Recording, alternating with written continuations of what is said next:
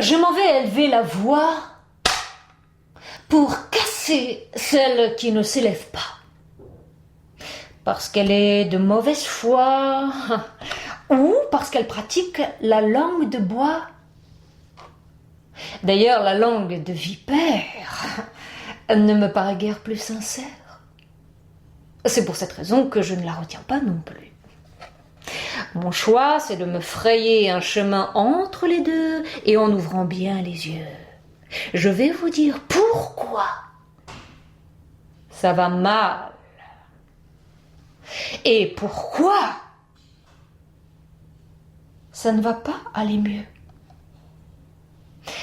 C'est à cause des bonnes femmes. Oui, j'ai bien dit à cause des bonnes femmes, qui sont un peu, parfois, à l'image de l'imagination, maîtresses d'erreurs et de fausseté. C'est à se demander si leur plus profond désir n'est pas de damner les hommes, et qui les ont soi-disant condamnés.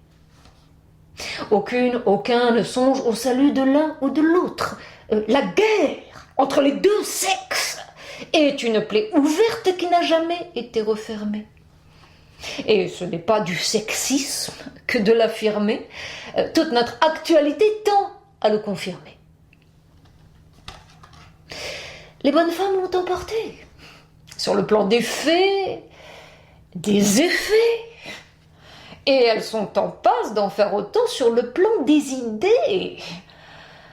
Et elles vont finir par rafler tous les trophées. Alors peut-être, je dis bien peut-être, parce qu'il y a de moins en moins d'hommes pour leur résister, de moins en moins d'effrontés pour les affronter.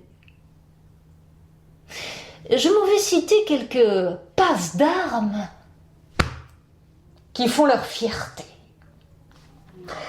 Depuis qu'elles votent, les bonnes femmes ont la cote. Le deuxième sexe a pour ainsi dire relégué le premier. Cette pensée est une pensée de bonne femme. Assimiler le sexisme au racisme, ça c'est une assimilation de bonne femme.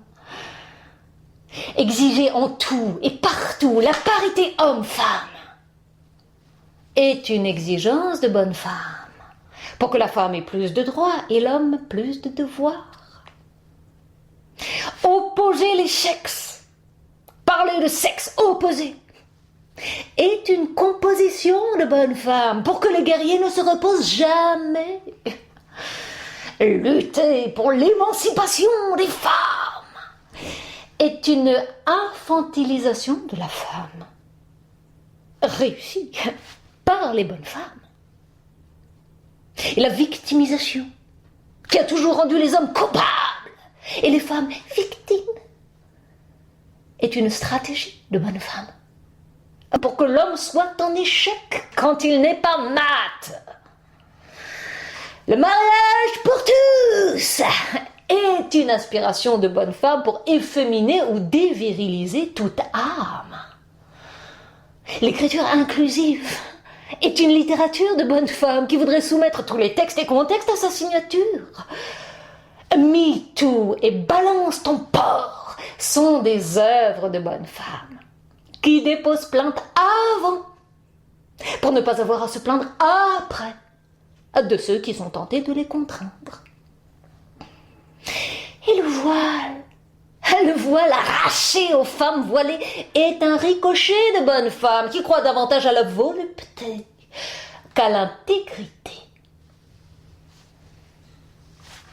L'avortement est une solution ou résolution de bonnes femmes qui voudraient s'épargner quelques tourments.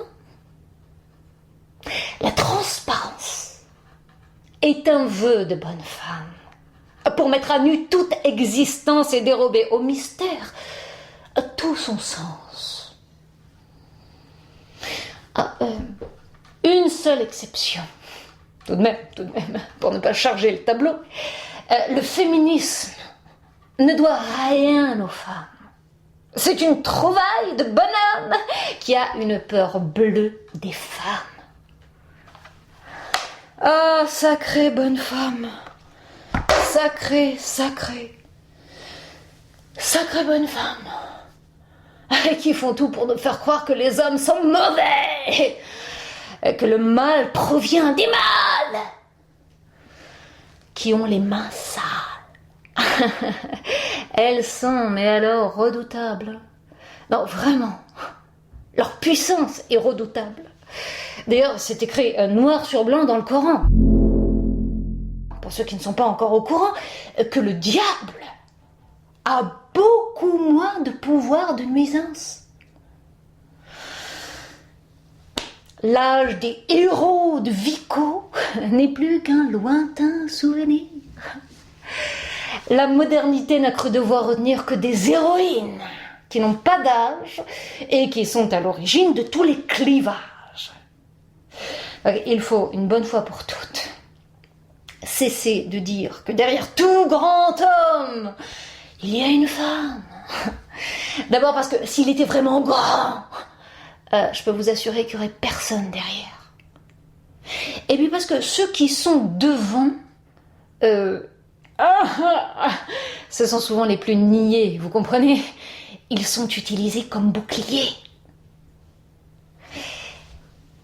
Et c'est dingue, il n'y a plus un seul endroit où tout n'est pas à l'envers. Mais si vous êtes un homme, demandez-vous juste jusqu'à quel point vous êtes sous influence. Et vous aurez ainsi une petite idée de votre niveau de conscience.